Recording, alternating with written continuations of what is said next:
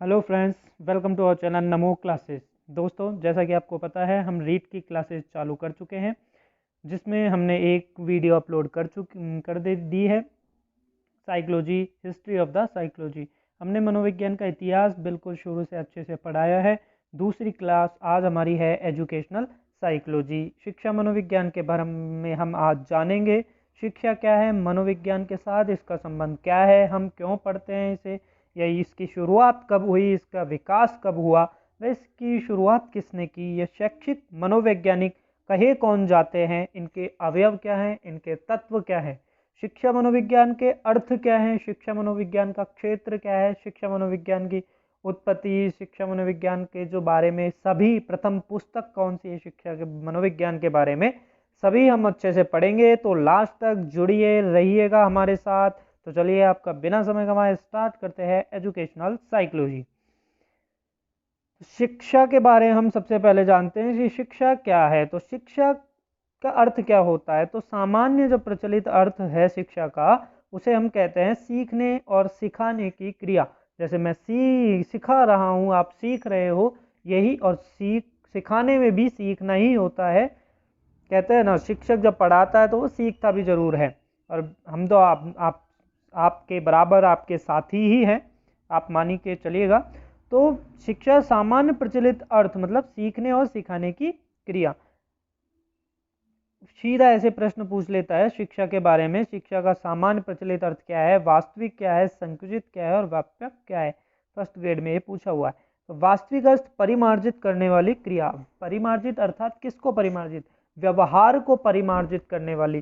दोस्तों, जब शुरू में आज से लगभग 150 ईस्वी पूर्व जब हम गुरुकुल की शिक्षा भारत में होती थी, गुरुकुल की पद्धति पे होती थी, उस टाइम शिक्षा को माना जाता था गुरु के पास ग्रहण करने के लिए। और गुरु के पास जाते थे तो वो क्या कहता था, अंधकार से या जो भी अंधकार है उनके अपने दिमाग में, विद्यार्थी के दिमाग में जो भी गलत चीज़ है, या उनको अंधकार से उजाले की तरफ लेके जाना, उसके व्यवहार को परिमार्जित करना, उसको शुद्ध करना।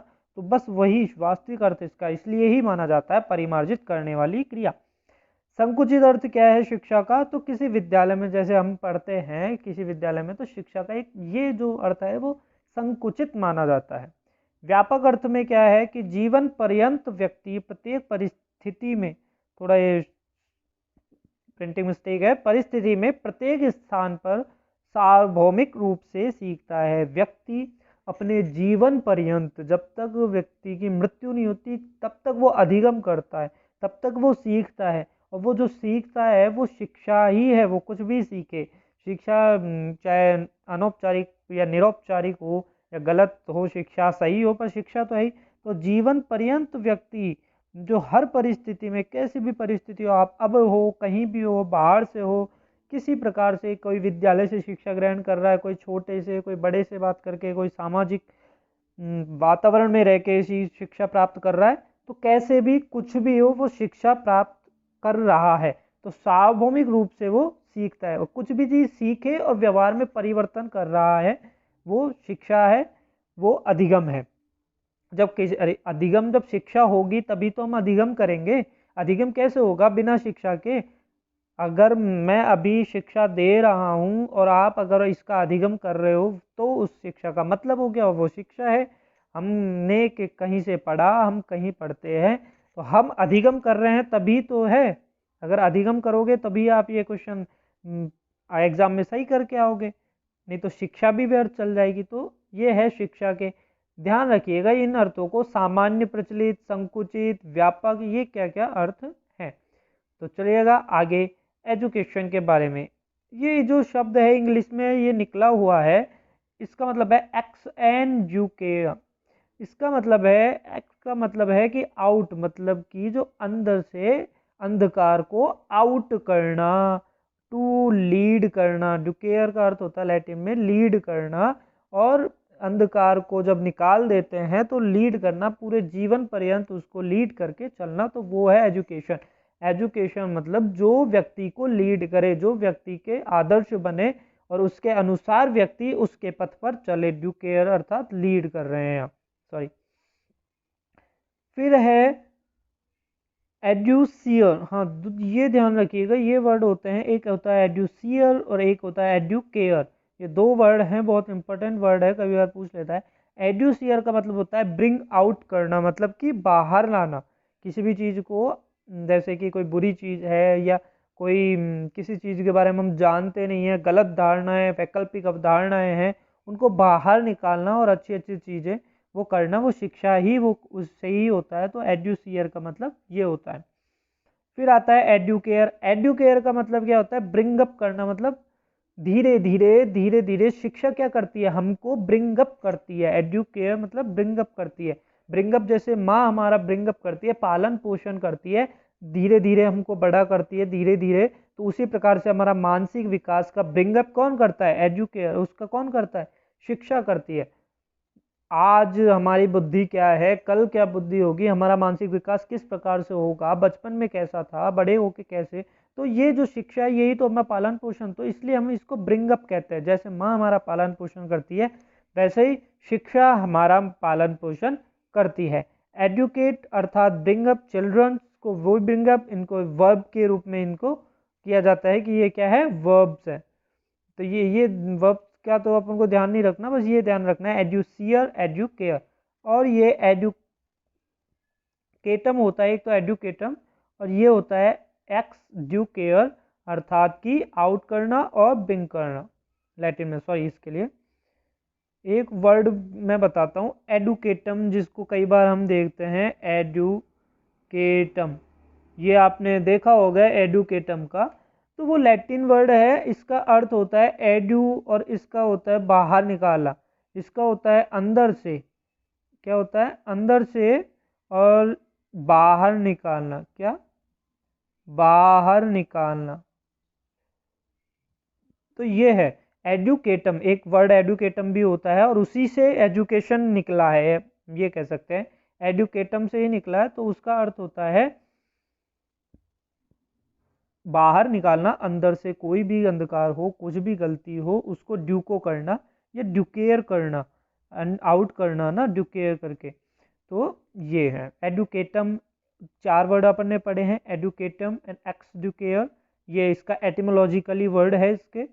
और एडुकेयर, एड्यूसियर एंड एडुकेयर, तो चार वर्ड हो गए, एडुकेटम, एक्सड्यूकेयर, एडुसियर, एडुकेयर। ओके, चलो नेक्स्ट हम पढ़ते हैं, आगे चलते हैं। शिक्षा मनोविज्ञान। अब हम पढ़ते हैं शिक्षा मनोविज्ञान के बारे में, इसकी एटिमोलॉजिकली क्या होता है, इसका अर्थ। तो हम देखते हैं शिक्षा मनोविज्ञान क्या होता है? व्यवहार का परिमार्जन करने के लिए व्यवहार का अध्ययन, अर्थात शिक्षा का अर्थ क्या होता है? जो परिमार्जित करे। और मनोविज्ञान का अर्थ क्या होता है? जो व्यवहार का अध्ययन करे। अर्थात शिक्षा मनोविज्ञान का अर्थ क्या हुआ कि व्यवहार का अध्ययन करके और फिर उसको परिमार्जित करे। अर्थात बालक जो है उसको पहले जानो, उसका क्या उसमें कमी है, उसकी क्या विभिन्नताएं हैं, क्या उस हम उस वो आगे किस प्रकार से बढ़ सकता है, तो उसका अध्ययन करके और फिर शिक्षा के द्वारा उसका परिमार्जन करो उसके व्यवहार में, वो है शिक्षा मनोविज्ञान। जैसे मनोविज्ञान के कई शाखा, बाल मनोविज्ञान, किशोर मनोविज्ञान, प्रौढ़ मनोविज्ञान, सामाजिक मनोविज्ञान, बहुत सारी मनोविज्ञान है, उसमें से एक शिक्षा मनोविज्ञान है। हम यहाँ शिक्षा मनोविज्ञान के बारे में बात कर रहे हैं, फिर हम शिक्षा मनोविज्ञान के क्षेत्र में बात करेंगे और इसके क्षेत्रों में क्या आता है। तो ये निकला है साइकोलॉजी से। किससे निकला है? डिस्टिंक्ट फ्रॉम साइकोलॉजी एंड इसका मतलब हो गया एजुकेशनल साइकोलॉजी। और एजुकेशनल साइकोलॉजी में स्टडी किसकी की जाती है? Development, Vikas, motivation and learning. देखिए ध्यान रखिए, यहाँ सबको हमेशा ध्यान में रखना है बालक। शिक्षा मनोविज्ञान अर्थात बालक के लिए, सबसे पहले बालक के लिए, जो भी होगा बालक के लिए होगा। तो हम यहाँ पढ़ेंगे कि डेवलपमेंट, बालक का किस प्रकार से डेवलपमेंट होता है, मोटिवेशन किस प्रकार से, लर्निंग किस प्रकार से।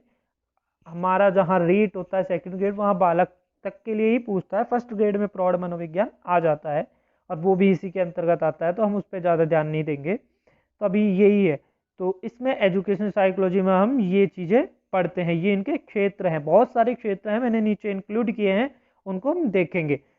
स्टडीज कैसे, टीचिंग, जब कैसे टीचिंग जब होती है, एजुकेशन साइकोलॉजी में क्या होता है, टीचिंग होती है, साइकोलॉजी में नहीं होती, लेकिन एजुकेशन साइकोलॉजी में टीचिंग होती है। और फिर नॉलेज दी जाती है। नॉलेज क्यों दी जाती है, characteristic of the student and setting of learning, अर्थात जो बच्चे की विशेषताएं हैं उनका ज्ञान हो, किसको हो, टीचर को, टीचर को ज्ञान हो उसकी विशेषताओं का, वो किस प्रकार से सीखता है, उसकी सेटिंग्स क्या है लर्निंग की, वो कैसे सीखता है उसको सीखो। फिर उनको शिक्षक वैसे सिखाएगा जैसे वो सीखते हैं। ये नहीं कि शिक्षक कैसे पढ़ा रहा है तुमको वैसे सीखना है। हर जो 32 या 30 मान लो स्टूडेंट एक क्लास में है, उनकी सबकी अलग अलग विभिन्नताएं होती है। तो एक बच्चा कैसे सीखेगा, एक बच्चा कैसे सीखेगा। तो अगर शिक्षक एक ही जो तरह पढ़ाएगा, मान लो हाई रेटेड से पढ़ा रहा है वो, तो ये इंटेलिजेंट तो सीख गया लेकिन ये नहीं सीखेगा। तो उनको हर बच्चे का ध्यान में रख के सिखाना चाहिए। तो वो ये है कि बच्चे की विशेषता बताती है एजुकेशन साइकोलॉजी, वो किस प्रकार से सीखता है ये चीज़ बताती है, लाइफ लॉन्ग लर्निंग करवाती है, और लर्निंग मोटिवेशन एंड डेवलपमेंट भी उनका अध्ययन कराती है। विकास किस प्रकार से हो रहा है, बच्चे का मानसिक विकास उसका बाल्यावस्था में कैसा है, तो हम उसे किस प्रकार का सिलेबस प्रोवाइड कराएं और किस प्रकार से पढ़ाएं, उसको हम चित्र दिखा के आदि कर पढ़ाएं। माध्यमिक बोर्ड में आ जाता है, माध्यमिक शिक्षा में आ जाता है तो हम उसको थोड़ा एक्सप्लेन करके पढ़ा सकते हैं। 11वीं 12वीं में जब वो आ जाता है तो हम उसको व्याख्या करके लेक्चर दे के पढ़ा सकते हैं। तो किस प्रकार से उसका विकास होता है, किस प्रकार से उसका मानसिक विकास होता है, इस प्रकार से हम पढ़ते हैं। मोटिवेशन में उसको अभिप्रेरण, बच्चे को बहुत जरूरी होती है अभिप्रेरणा, उसको अभिप्रेरित करते रहें तभी ही वो सीखेगा और तभी ही वो आगे पढ़ पाएगा। कई बार बच्चे अभिप्रेरित नहीं होते तो वो आगे पढ़ नहीं पाते हैं। लर्निंग और वही अधिगम हम इसके अंदर में पढ़ते हैं। आगे चलो नीचे चलते हैं, शिक्षा मनोविज्ञान के विकास के बारे में थोड़ा हम जानते हैं कि शिक्षा मनोविज्ञान का विकास कैसे हुआ। हमने शिक्षा पढ़ लिया, शिक्षा के क्या है, एडुकेयर, एडुकेटम, एडुसियर क्या है, शिक्षा मनोविज्ञान के बारे में बात कर ली हमने। अब हम इसका विकास के बारे में चर्चा करते हैं कि शिक्षा मनोविज्ञान, ध्यान से देखिए, 1800 ईस्वी में गाल्टन ने योगदान से प्रारंभ हुआ। किसके योगदान से, 18 सेंचुरी में, ध्यान रखिए 18 सेंचुरी में गाल्टन के योगदान से प्रारंभ होता है। शिक्षा मनोविज्ञान वह शाखा है जिसका संबंध शिक्षण अधिगम प्रक्रिया से है और इसे शिक्षण अधिगम का विज्ञान कहा जाता है। शिक्षण अधिगम प्रक्रिया, हम इसको खैर अलग से पढ़ेंगे शिक्षण अधिगम प्रक्रिया को एक बड़ा चैप्टर में। शिक्षण अधिगम प्रक्रिया होती है कि कोई भी शिक्षक बच्चों को पढ़ा रहा है तो वो शिक्षण हो गया, और बच्चा उस पढ़ी हुई चीज को अधिगम कर रहा है तो वो सीख रहा है, व्यवहार में परिवर्तन ला रहा है तो वो अधिगम हो गया। अगर मैं आपको ये चीज़ पढ़ा रहा हूँ तो शिक्षण हो गया, आपको ये चीज़ आ गई है तो ये अधिगम हो गया, और ये जो अपने बीच चल रहा है यही है शिक्षण अधिगम प्रक्रिया। और शिक्षण अधिगम प्रक्रिया में सहायक इसलिए है क्योंकि हमने शिक्षा मनोविज्ञान पढ़ी है तभी हम ये पढ़ा रहे हैं। हमको पता है कि बच्चा कैसे सीखेगा, ये बच्चा कैसे सीखेगा, ये बच्चा कैसे सीखेगा, फिर हम शिक्षण उसी प्रकार से करते हैं जिससे फिर बच्चे को अधिगम हो जाता है। अगर केवल शिक्षण होगा तो उससे मतलब नहीं है, अधिगम भी हो। और अधिगम कब होगा, जब हर बच्चे का हम उस लेवल से अच्छे से पढ़ाएंगे तब, और वो ही शिक्षा मनोविज्ञान है। ये शिक्षा मनोविज्ञान के कारण ही हो सकता है। अगर हम मनोविज्ञान नहीं पढ़ेंगे, बच्चे को समझेंगे ही नहीं, तो किस किस प्रकार से आप उसको पढ़ा पाएंगे, बच्चा क्या है, बच्चा क्या चाहता है, अगर आपको वो नहीं समझ में आया तो किस प्रकार पढ़ाओगे। इसलिए मेन लक्ष्य शिक्षा मनोविज्ञान का हमको पढ़ाने का यही है। हम बच्चों को पढ़ाने जा रहे हैं तो हमें आना चाहिए, मनोविज्ञान आनी चाहिए, क्योंकि हम बच्चों को पहचान सके। ये नहीं हम हमारी थोप दें, हमारी नहीं थोपनी है, बस यही है। शिक्षा मनोविज्ञान की उत्पत्ति कई बार पूछ लेते हैं, तो कब हुई थी, 19 में। शिक्षा मनोविज्ञान उत्पत्ति के बारे में ये है कि जब थॉर्नडाइक ने 1890 में एक घटना से जो थॉर्नडाइक प्रभावित हो गए थे, और उन्होंने 10 वर्षों तक अथक प्रयास करके 90 में सेंचुरी में उन्होंने इस मनोविज्ञान, शिक्षा मनोविज्ञान की रचना की, रचना करने में सफलता प्राप्त की, और इसलिए उन्हें एजुकेशन साइकोलॉजी, प्रथम शैक्षिक मनोवैज्ञानिक भी थॉर्नडाइक को कहा जाता है, या education psychology, father of the educational psychology कहा जाता है, क्योंकि उन्होंने ही इसकी शुरुआत की थी। इसमें ये रूसों से बहुत प्रभावित हुए थे थॉर्नडाइक, तो हम इनके बारे में चर्चा करेंगे थॉर्नडाइक रूसो के बारे में। इमाइल उन्होंने पुस्तक लिखी थी और वो इमाइल से ही थॉर्नडाइक प्रभावित हुए थे और शिक्षा मनोविज्ञान के ओर अग्रसर हुए थे। निश्चित स्वरूप शिक्षा मनोविज्ञान ने कब धारण किया? 1920 में। शिक्षा मनोविज्ञान ने अपना निश्चित स्वरूप 1920 में धारण किया, जिसमें Thorndike, Terman, Froebel, Herbert. Froebel की आप विधियां पढ़ोगे, फ्रोबेल के बाद में आप पढ़ेंगे मॉन्टेसेरी ने भी विधि दिया, हर्बर्ट पंचपदी दी है, थॉर्नडाइक ने भी दी है। तो ये इस प्रकार से सभी ने, गाल्टन जो है उन्होंने भी, तो सभी की अपन शिक्षण विधियां भी हैं, फ्रोबेल, हर्बर्ट पंचपदियां हैं, वो सारी पढ़ेंगे। तो ये किस में है? ये सारी शिक्षा मनोविज्ञान में ही तो इन्होंने योगदान दिया है, वही तो है। तो इन्होंने 1920 में, कई बार पूछ लेता है निश्चित स्वरूप कब धारण किया, फैक्चुअली क्वेश्चंस आते हैं, ये मैंने इंक्लूड इसलिए किए हैं। कॉल्सनिक के अनुसार शिक्षा मनोविज्ञान की शुरुआत, तो ये कॉल्सनिक के अनुसार शिक्षा मनोविज्ञान की प्लेटो मानते हैं, या प्लेटो कर किए हैं, ये कॉल्सनिक मानता है, ओनली कॉल्सनिक मानता है। आपने पिछली वीडियो में पढ़ा था कि मनोविज्ञान की जो आत्मा है उसका ज्ञान, या आत्मा किससे आई हुई है, आत्मा का अध्ययन, तो वो कॉल्सनिक किसको मानते हैं मनोविज्ञान का जनक? वो प्लेटो को ही मानते हैं। और यहाँ भी शिक्षा मनोविज्ञान की शुरुआत भी वो प्लेटो को ही मानते हैं। इसका और स्किनर जो है वो अरस्तु को मानते हैं, और सारे मनोविज्ञानी अरस्तु को ही मानते हैं। प्रथम शैक्षिक मनोवैज्ञानिक, जैसा कि हम पढ़ चुके हैं, थॉर्नडाइक हैं। शिक्षा मनोविज्ञान जो है, शिक्षा के मनोवैज्ञानिक नियम व सिद्धांत और मानव विकास के नियम पर किसने बल डाला? पेस्टालॉजी। ये पेस्टालॉजी जी है, इन्होंने शिक्षा के जो शिक्षा में जो नियम होते हैं मनोवैज्ञानिक, किस प्रकार से हमको ये कार्य करना है, सिद्धांत जो भी है मनोविज्ञान के सिद्धांत, जैसे हमने आगे पढ़ेंगे, मानव विकास के नियम, मानव किस प्रकार से विकास होता है उस पर शिक्षा का किस प्रकार से प्रभाव पड़ता है, बस वही ये पेस्टालॉजी ने दिया, इन पर बल दिया। पूछ लेते कई बार। और ये है अपने रूसो।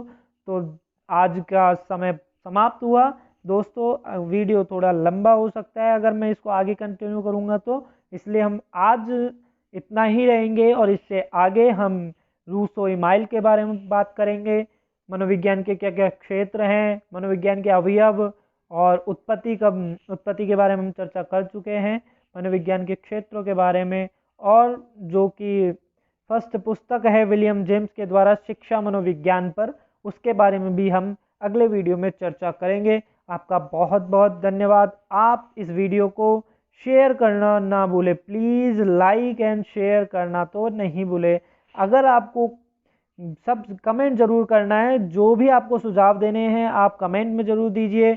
आपको पसंद आई है वीडियो तो आप कमेंट जरूर कीजिएगा, जिससे हमें पता लगे कि आपको कितना पसंद आ रहा है, हम जिससे आगे और भी मेहनत करें और अच्छे से वीडियो को आपके सामने प्रेजेंट करें, आपके सामने अच्छे से अच्छे कंटेंट लेके आएँ।